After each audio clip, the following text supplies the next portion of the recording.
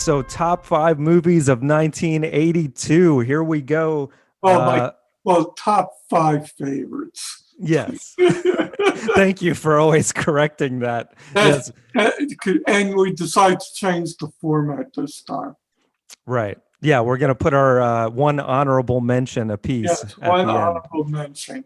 So instead of running a whole list of honorable mentions, Right. probably boring everybody. All right, my number five, Yes. and we've talked about this when we did the 1980s. Uh-huh. Poltergeist. Ah, surprising. Okay. Oh, really? Well, there's a lot of good movies this year, so Oh, I I know. Yeah, wasn't sure what you there would put, was. but yeah, we did talk about this on what was it, top five ghost movies, I think, when we Uh, were doing Halloween, or it I might think have been a you different one. said it. I think you might have said it on that one. I didn't say it on that one, but I think it came up in top 1980 movies or something. Okay, yeah, Okay, so this uh, Spielberg co-produced. right, He didn't direct it, uh, and it's scary, but not like real scary. And there are like funny parts. right. The to it. lady that comes towards the end of the movie, the psychic lady, just the way she talks is hilarious. Yeah, I mean the parents smoke pot. Oh, that's true. Yeah, I haven't seen that movie in a long time, but with Craig T. Nelson plays the father, right? I believe Who'd you say? Craig T. Nelson. Yes, Craig Yeah, T. Nelson. yeah, yeah. And then I mean the famous part that everybody remembers, and it's always in the commercial Right. where the little girl is in front of the TV and she's holding on. They're here. Yeah, yeah. They're here. And then she gets sucked into the TV. Yeah, And yeah. yeah. And then the other kid gets like attacked by the trees outside or something. So it's essentially a haunted house that was built on an Indian reservation or something, right? Or An Indian burial. burial ground. Yes. Yeah, yeah, right. And where I used to work, the hospital, we Yeah. always have all these weird things happen. Floods where they're not supposed to be flooding, Right. and electricity going out, or the backup generator isn't working and stuff like that. So Yeah. we always said that the hospital must have been built on an Indian burial ground. Right. Yeah, exactly. But yeah, that's a good pick. That obviously Yeah, I that mean, it always had, like the usual scary stuff, the right. closet, under the bed, the Yeah. doll. That one scene where the guy's like skin is coming off and stuff, that was pretty creepy. Yeah, Uh yeah. So it did have some scary parts, but not like a hardcore uh, yeah, horror movie. it was kind of like a horror popcorn movie in a way. Mm, Uh so yeah, yes, a fun movie to watch, but probably still too scary for little children. indeed, yes.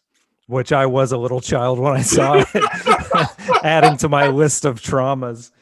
So interesting that you put that as your five, because my five is also a scary movie, but one that I didn't see until adulthood, actually. And it's The Thing. Oh wow, yeah, I forgot all about the thing. Yeah, John Carpenter's version of The Thing. Yeah, that was a remake Right. of the first one where I think James Arnett's notable for Gunsmoke. Ah, okay. Yeah, this one stars Kurt Russell, Yes. uh, who, in his typical badass fashion, is one of the last ones to survive the thing, and it leaves you on a cliffhanger, like, or does he? But that's the cool thing about this movie is like you don't know what's going to happen next.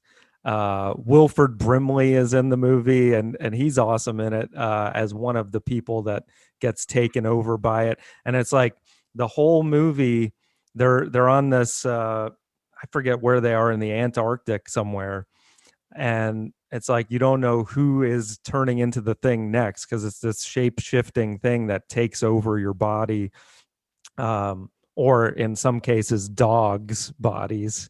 Yeah, that was the new play on the one that you're talking about, was the shape shifting. The first one didn't have the shape shifting, but Right, right.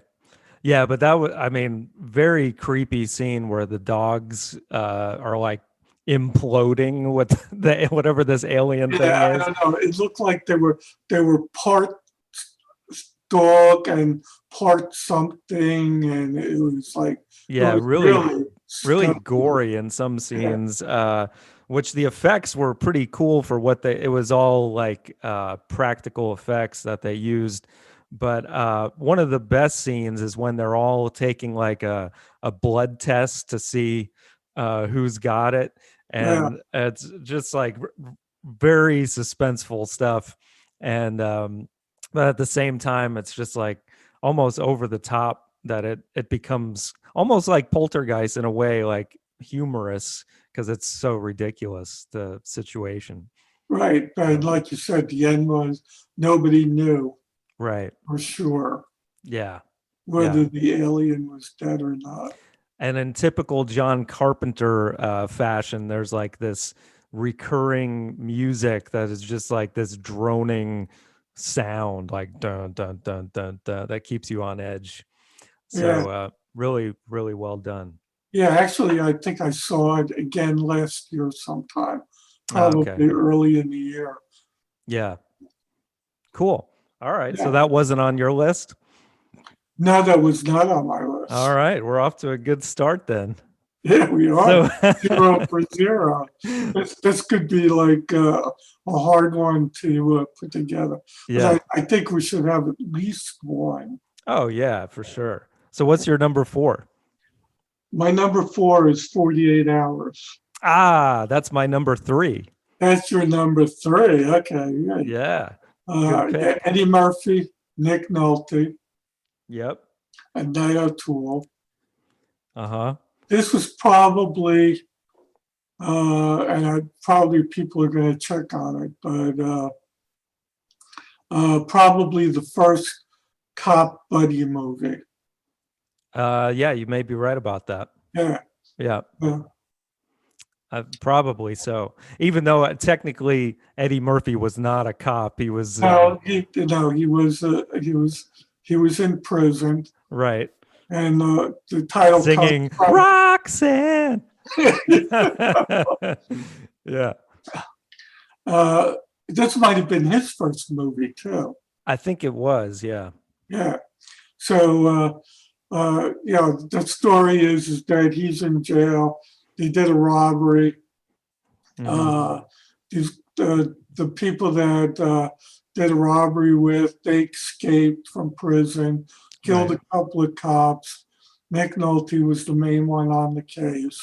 Yes. And they had like all these weird things going on. Yeah. Nick Nolte was always berating him and picking on him and stuff like that. Right. Right. Yeah. Yeah, They had great chemistry together. So yeah, he brings Murphy out of jail temporarily to help him solve the case. like for 48 And hours. yes. So, but yeah, I mean, besides the berating, there's a scene where like they basically beat the crap out of each other because they're arguing the whole movie. But then, they become friends through it. Like Yeah, you said, first buddy cop movie. There's that classic scene too where Eddie Murphy goes into like the redneck bar with the yeah. cowboy hat on. And he says, there's a new sheriff in town or whatever. And yeah, and he ends Yeah, up Murphy becoming got a hero. Murphy got some good lines in it, Yeah, from his stand-up comedy and stuff like that.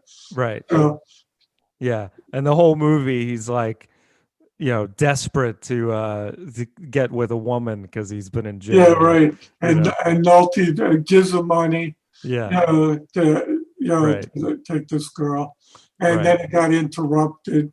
yeah, Yeah, yeah. There's a lot of stuff in the movie that probably wouldn't go over well if they tried to remake it or something. But yeah, early '80s, it man. did have a remake. It did have a sequel. Yeah, another The 48 next hours, right? 48 hours. Yeah. Yeah, yeah. Not as good as the first, but Now, yeah.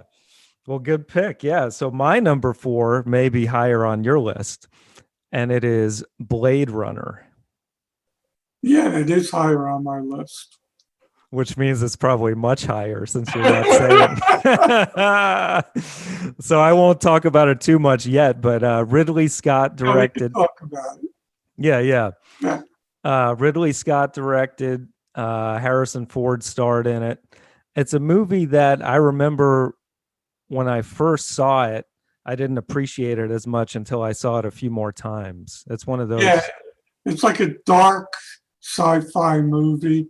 Yes. Uh, he plays like a Marlowe type detective. His Right. job is to go out and bring these replicants Yeah. that escaped. Yes. And I think what they have like a 5 year expiration date. Something like that. Yeah. Yeah, They're. so the whole thing is that they really want to live forever, Hmm. or at least longer than their 5 year expiration date. So Yeah. they escape to uh, find their creator to Right. get him to take off the 5 year block. Yeah. Yeah. Because they essentially want to be human. They're like these robots that look human, essentially. Right. And yeah, they're like superhuman. Right. Yeah. I mean, they were like, slaves. That was what the purpose was, Yeah. to do, like this heavy construction and lifting and stuff. Right. Right. Yeah, so yeah, it works on a lot of different levels. It's really more of a thinking person's movie because yeah, it's like you question kind of what does it mean to be human, and then you almost kind of feel bad for the leader towards the end of the movie because Yeah, he's going to expire and he just wants to live longer. And then there's the whole thing like the love story between Harrison Ford and Sean Young, and right. she's a replicant. And then it questions, is he also a replicant? You don't really know. The sequel gives a little more light on that, but yeah, really interesting stuff. And it was cool too, like the sci-fi elements that he put into the movie. This was 82 and you had these kind of things that now more or less exist, like where he's looking at the photo and he says, okay, stop, move over here and zoom in, and he's telling the computer to look more closely at the details. Right.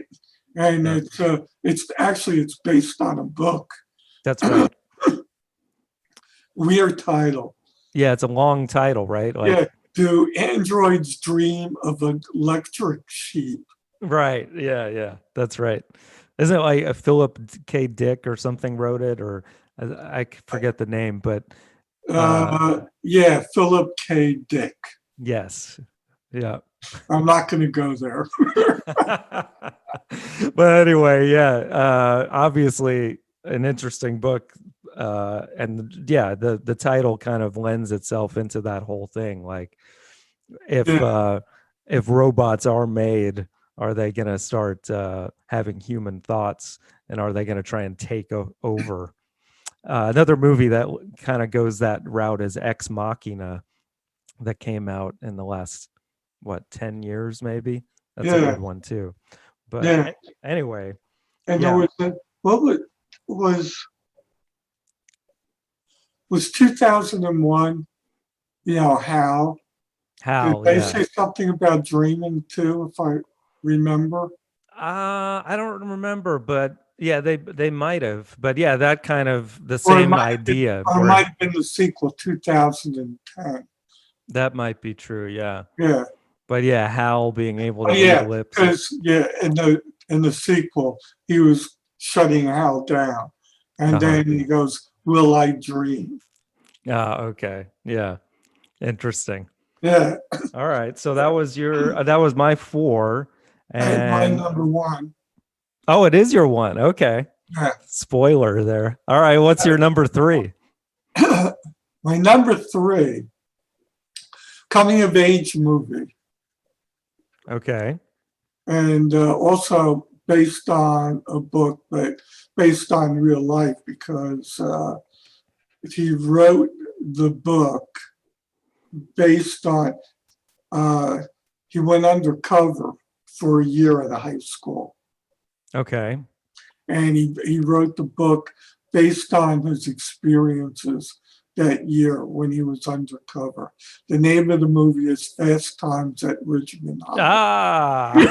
Ah, you threw me off there. That was a good curveball. That's interesting. And the Yeah. name of the book was also A Fast Time at Ridgemont High, but Yeah. it added a true story to the title. Oh, okay. Okay. Yeah, good comedy. Wasn't this, I think Cameron Crowe directed this, right? It was his Yes, first movie. yeah, Yeah, yeah. Yeah, classic comedy. I mean, so many people in it too that were kind of unknowns at the time. Judge Reinhold, uh, Sean Penn was hilarious with the no, it was written by Amy Heckerling. oh, okay. Uh, the guy that you mentioned, he wrote the story. Oh, okay. That's right. Yeah, I forgot that.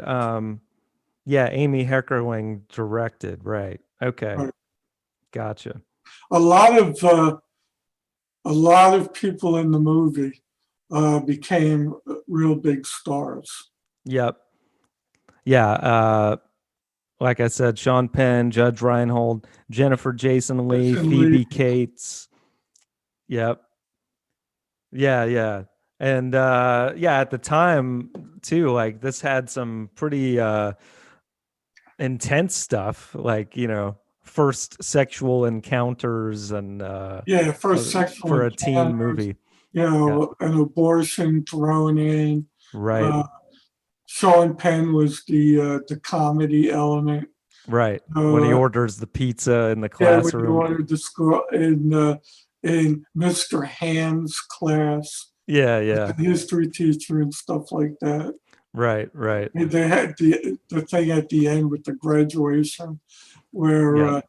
Hand goes to his house. Oh, right. Yeah, Yeah, yeah. I've only seen this like maybe once or twice. I need to see it again. yeah. Phoebe Cates was in it. I don't know if we mentioned her. Yeah, yeah. Yeah, the classic what coming out of the pool scene or whatever Yeah, where right. Judge Yeah, Reinhold is fantasizing about her. yeah. Yeah. And Reinhold, yeah, he first worked in a burger joint. Then I think it's some chicken joint where, Wearing the paper hat. Yeah. yeah, he was wearing the pirate thing. Oh, yes, yes, the pirate thing. That's right. Yeah, yeah. Recently, apparently, a bunch of people that were in the movie and even people, famous people not in the movie, did like a one of the Zoom things where they're all just reading the script together for fun. You can YouTube it. I think like Brad Pitt was in it and stuff. So Okay. I think he played that role actually because he was wearing the pirate hat. But yeah, good stuff. Okay, good pick. And another surprising one. So our number two may be the same, I'm thinking, but my number two is E.T. Yes. Okay. I figured you'd be surprised I didn't put it number one. I am a little surprised actually, because at one point I remember you saying this was your favorite movie of all time, like back in the 80s, maybe. Yeah, well, since then there's been a lot of movies out. Yes, yes, indeed. But yeah, for nostalgic purposes, I mean, and I know we've talked about this, I think, on our first episode because top five Spielberg, but Yeah, and I um, think it came up again on the best 1980s yeah, yeah, also. But yeah, I mean, it's one of Spielberg's best. yeah. I mean, you can't argue the ET was, and of course, like everybody had to have like an ET doll after the movie was made. But yeah, one of the cutest aliens ever, and the relationship that he had with the kid was great. You know, Uh, and then Henry Thomas and Drew yeah, Barrymore grew up to be, you know, movie stars in their own right. Yes, of You know, course. from the little kid. Yep. Alligators Alligators in in the the sewer. sewers. Yeah. And then, of course, the John Williams score, one of his best. I mean, Yeah. he was just knocking them out left and right at Wow. this I time. mean, pick any of his movies, Yeah. and it was a good score. Yeah. Yeah. And the way it hits the main theme at the end when they're riding the bikes and then they go up in the air. I mean, Yeah. that's like pure movie magic there. Yeah. With the moon in the background. Yeah. Yeah, really cool. And then, of course, the tear jerking ending, you have to Uh, say goodbye and everything. But yeah. Well, it was yeah. more tear jerking when E.T. died. Oh, right. And then, you Yeah. already thought he did anyway. Yeah. Yeah, they had to And, revive him. and of course, it happened during Halloween. Right. Yeah, yeah. The Yeah, and then funny thing is, he's an alien and he dresses up as a ghost. right, yeah, that was classic. Yeah, it had a lot of good humor moments. As you had pointed out on the other episode, that scene where E.T. gets drunk and he's like living through Elliot, and then Yeah, in the right, classroom he kisses the girl and all that. right. And he lets the frogs loose. Yeah, yeah, Yeah. that was And the great. mom was like wacky. Yeah, yeah. Yeah, and the sibling relationship with the older brother and all that. It really was well written, well done. Yeah. Well, cool. So I know you're number one, but you don't know mine. No, I don't. And I went number one on this because I figured there's a chance you may not put it, and you didn't. So I'm glad I did. Dead men don't wear plaid. Yes. Dead man don't wear plaid. The wait, is it Carl Reiner that directed this? I believe so. Yes, I think. Yeah, genius how he inserts Steve Martin into all these old movies with Right, Humphrey Bogart and yeah, these old black and white movies. yeah, And they were mostly, I think, gangster movies. right, Yeah, yeah, you say Burt Lancaster, yeah, he was in there too, yep, and stuff like that. So yeah, yeah, but, Bogart and like all these guys. But so like the only ones that are true actors in the movie are Steve Martin. I can't remember the female lead. Diana Riggs, was it? She was a British actress. I can't remember her name, and then Carl Reiner plays the butler, and then the guy, the guy that chases him around saying, "I will wash your pajamas for you." That guy. I mean, there's so many great scenes. Steve Martin is. I know, and he's always like fixing the name we can't remember, the woman's lead, her breasts. Yeah, because they got out of whack. And then there's a scene where he makes his famous Java, and he's just like shaking the coffee thing for like a full 2 minutes. Yeah. It's just classic Martin, man. Only he could come up with these crazy things. Like half the movie, he's just making it up as he goes. Yeah. But yeah, great. And how they really kept the style of the old detective movies. Yeah, yeah, and it was like you said, how they matched it. Yeah, I mean, they took the shading and everything, and matched that too. Yeah, really impressive effects actually. Because I mean, when I didn't even know that until years later that was what they did. I just enjoyed the movie, and then when you look back, you can kind of tell, when scenes don't match exactly, but the colors, but still really well done. Yes. So cool. Okay. Yeah. So something about Carlotta. Right. Yeah. Carlotta was enemies and friends of Carlotta, and that ended up being like the place, I think. And then Vincent Price ends up being like the main villain or something. So yeah, pretty cool. When did Vincent Price not play a villain? Yeah, exactly. I think the question. I'm sure it was like once or twice, but yeah, 99.9% of the time he was a villain. What about he keeps getting shot throughout the movie and she sucks the bullet out? Yes, He sucks the bullet out, and then it's his inner teeth, which is So great, man. uh, Yeah, one of my favorite Steve Martin movies. So this very. is going to be I don't know interesting. if I would have picked the number one, but very good pick. Yeah, yeah. So I guess because Blade Runner was your one and I had it on my list, we'll have to make that our one. And then I would say let's put ET at two since we both had it Yes, at we two. both had And then each. I can put Dead Men at three because that was my one. Then I think 48 Hours will have to be next because it was my three and your four. And then the next highest would be Fast Times at Ridgemont High because that was your three. Right. So our scary movies don't make the cut. Yeah. Well. Wait, I am shocked now because my honorable mention, which I'll say right now, was not on your top five. The Wrath of Khan. Because Yeah. that's like your favorite Star Trek movie. Yeah. Yeah. This is my favorite Star Trek movie. Yeah. And it saved the whole franchise. Yeah, yeah. It How was did that not make your top five? there. There were so many good movies, Yeah, and we did Wrath of Khan a number of times also. yeah, yeah. So I Well, mean, if we kept doing the same ones, we would just be yeah. repeating everything Well, that that's we true. did before. So this way, it breaks it up a little bit. But okay, I'm glad you had Wrath of Khan.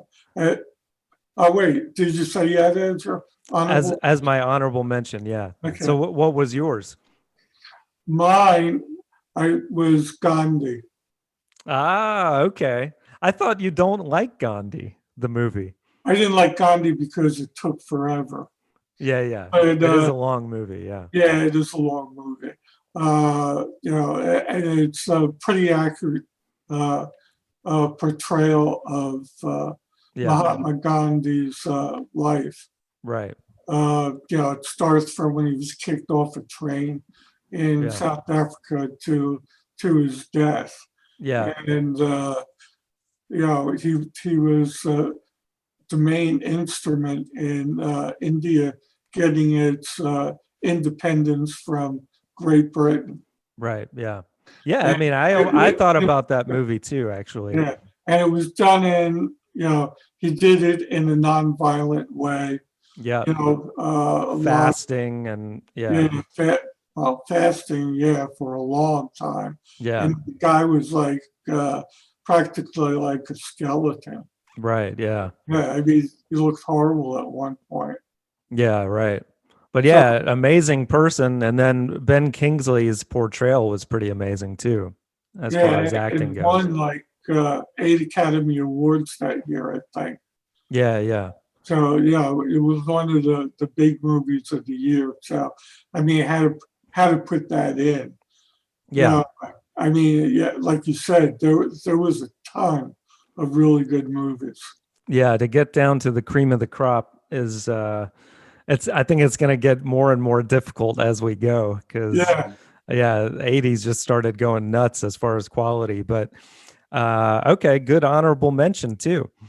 So all right, well let's read the official list. Are you going to talk about Khan or now? Or We talked about Khan. Khan! Khan. That's all you have to say. All right, so the top five best movies of 1982. At number five, Fast Times at Ridgemont High. At number four, 48 Hours. At number three, Dead Men Don't Wear Plaid. At number two, E.T., the Extraterrestrial. And at number one, Blade Runner. Yeah, Yeah. Comedy and sci-fi. It always ends up being most of our list. That's classic, man. I know. So you can see where our tastes lie. Yes, indeed. Yeah. Yep. But I mean, there was a lot of firsts, Eddie Murphy, you know, all the people in Ridgemont High, you know, Right. a lot of people getting their starts that became, you know, mainstay actors later on. Yeah, absolutely. Okay, cool. Well, great episode. Next week will be 1983. So get ready. There's going Yeah, to be some more comedy and sci-fi, I have a feeling. yeah, probably. So awesome. Well, join us for the next one, and we'll see you then. Love you. Love you too. All right, bye.